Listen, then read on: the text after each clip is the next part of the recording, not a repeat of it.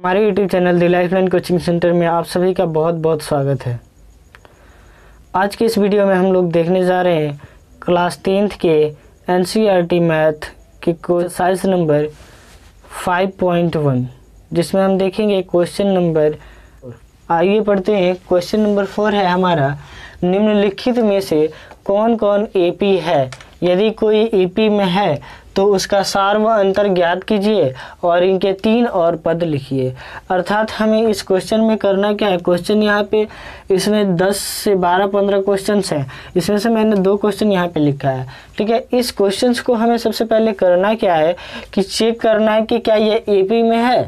यदि AP में है तब जो है इनके 3 अगले पद और हमें लिखने होंगे, ठीक है।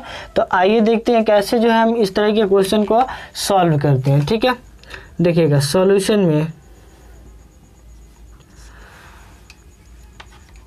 दी गई श्रेणी हमारा क्या है जी, 2, 2, 4, 8, 16, डॉट सो ऑन, ठीक है। अब आप किसी श्रेणी को चेक करना चाहते हैं कि ये जो श्रेणी है ये समांतर श्रेणी में है या नहीं, तो इसके लिए जो है हमने ऑलरेडी वीडियो आपको एक दे रखा है, ठीक है। यदि आपने उस वीडियो क्लास को अटेंड नहीं किया या नहीं देखा तो आप उससे देख सकते हैं, लिंक जो है डिस्क्रिप्शन में दिया हुआ है, ठीक है। तो इसको चेक करने के लिए सबसे पहले हमें निकालना होता है सार व अंतर। जरा समझिएगा, 1 और 2 दूसरे पद और पहले पद के बीच का जो सार व अंतर होता है उसे हम D1 से लिखते हैं। तीसरे पद और दूसरे पद के बीच का जो सार व अंतर होता है उसे हम D2 से लिखते हैं। ऐसा जो है हमने उस क्लास में भी आपको बताया है।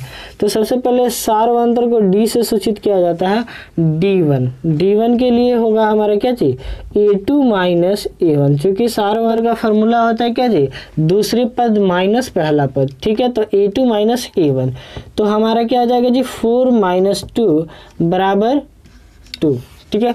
D2 निकालेंगे, D2 यानी तीसरा पद माइनस दूसरा पद, यानी A3 माइनस A2, तो ये हो जाता है हमारा 8 माइनस 4 बराबर क्या आ जाता है जी, 4। अब देखिए हम तो 2 ही के लिए D1 D2 2 ही निकाले, तो यहाँ पे जो है सार व अंतर डिफरेंट हो जा रहा है, अलग अलग हो जा रहा है। तो लिखेंगे चूँकि D1 does not equal to D2, ठीक है। यानी D1 D2 के बराबर नहीं है। जब इनके पदों के बीच का अंतर हमेशा समान ना हो तो ये क्या होता है जी, समांतर श्रेणी में नहीं होता है। अतः या इसलिए दी गई श्रेणी समांतर श्रेणी में नहीं है, ठीक है जी। एक चीज इसमें और समझने वाला है, देखिए यहाँ पे हमने लिखा है दी गई श्रेणी, ठीक है, और यहाँ लिखा है दी गई श्रेणी समांतर श्रेणी में नहीं है। तो एक चीज हमेशा ख्याल रखिएगा, यहाँ भी जो है कभी भी ये मत लिखिएगा कि दी गई समानांतर श्रेणी, ठीक है, क्योंकि समानांतर श्रेणी लिख देना गलत हो जाएगा।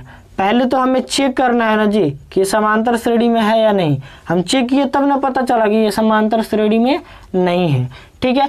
तो इसलिए जो हमेशा यहाँ पे क्या लिखना है, हमें दी गई श्रेणी। उसके बाद जो है यदि श्रेणी में आता है तो श्रेणी का अंतर D1 D2 का अंतर जो है सार व अंतर जो है हमेशा समान आता है, तो कहेंगे कि दी गई श्रेणी जो है समानांतर श्रेणी में है। इस बात को हमेशा नोटिस रखेंगे, ठीक है। यदि आप समानांतर श्रेणी यहाँ लिख देते हो तो वहाँ पे नंबर काटने का एग्जामिनर को जो है कि एक मौका मिल जाता है, ठीक है। तो हमें मौका नहीं देना है, हमें ऐसे तरीके से पढ़ना है कि हमें एग्जाम में जो है फुल मार्क्स मिल सके, ठीक है। आइए क्वेश्चन नंबर 2 को देखते हैं जरा। क्वेश्चन नंबर 2 सॉल्यूशन में देखेंगे, सेम वही काम करेंगे। यहाँ दी गई श्रेणी क्या है जी,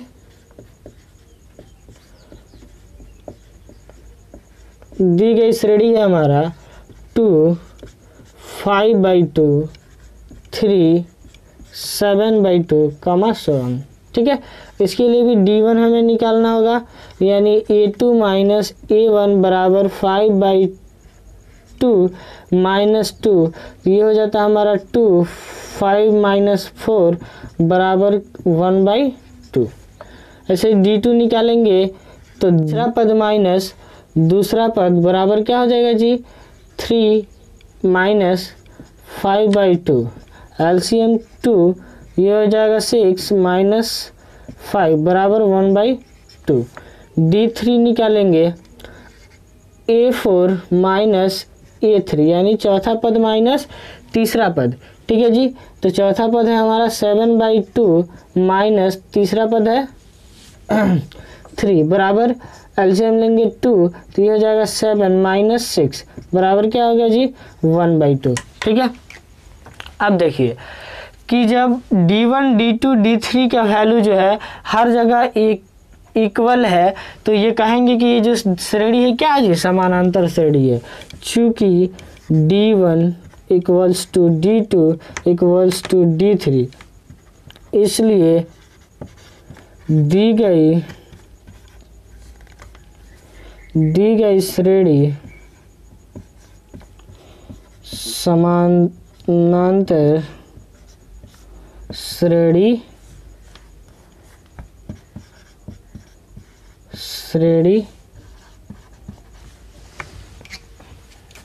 श्रेणी में है। अब देखिए समानांतर श्रेणी में है तो हमें क्या करना है जी, इसके 3 पद और लिखना है। अब देखिए जब D1 यानी D हमें पता चल जाए, यानी सार्वअंतर पता चल जाए, तो क्या करते हैं, जो अंतिम पद होता है उसमें जोड़ते चले जाते हैं उसके D को, उसके सार्वअंतर को जो है जोड़ते चले जाते हैं, तो हमारा अगला पद निकलते जाता है। ठीक है, अतः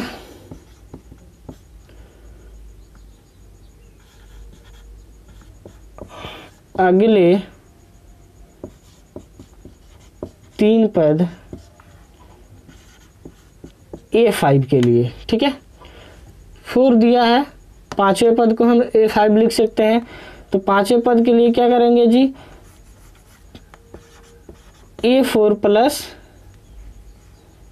D, ऐसे भी कर सकते हैं, या इसके व्यापक रूप पे भी इसको रख सकते हैं। A5 के लिए हम क्या कर सकते हैं जी, A प्लस 4D। ठीक है जी, इसके लिए हम क्या कर सकते हैं जी, A प्लस 4D। तो A है हमारा 2 और प्लस 4 इंटू 1/2, तो ये हो जाएगा हमारा 2 दूनी 4, अर्थात क्या हो जाएगा जी, 2 और 2 4। ठीक है जी, A6 के लिए करेंगे तो ये हो जाएगा A plus 4D, sorry A plus, तो ये हो जाएगा हमारा A प्लस 5D, तो 2 प्लस 5 इंटू 1/2।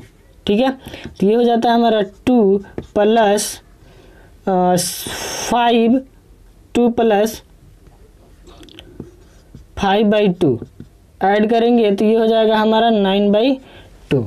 ठीक है, A7 के लिए निकालेंगे तो A प्लस 6D बराबर 2 प्लस 6 इंटू 1/2, 2 से 6 कैंसिल 3 टाइम्स में, तो 2 और 3 जाके क्या हो जाएगा जी, जुटेगा तो 5, अर्थात इसके अगले 3 पद क्या होंगे जी, 4, 9/2 और 5। ठीक है, इस तरह से जो है यदि श्रेणी दी हुई श्रेणी हमें पता चल जाए कि समानांतर श्रेणी में है, तो जो है हम इसको अगले 3 पद को लिख सकते हैं। ठीक है, या फिर आप चाहें तो इसके अंतिम पद में इसके सार्वअंतर को जोड़ते चले जाएंगे तो अगला पद निकलते चला जाएगा। ठीक है, उम्मीद करते हैं जब कि क्वेश्चन समझ में आया होगा। यदि किसी भी प्रकार का कोई डाउट है तो हमें कमेंट बॉक्स में बताइए, और यदि वीडियो पसंद आया तो लाइक कीजिए, शेयर कीजिए, और चैनल पर नए हो तो चैनल को सब्सक्राइब कर बेल आइकन को प्रेस कीजिए, ताकि इस तरह के जो है लेटेस्ट वीडियो आपके पास सबसे पहले पहुंच सके।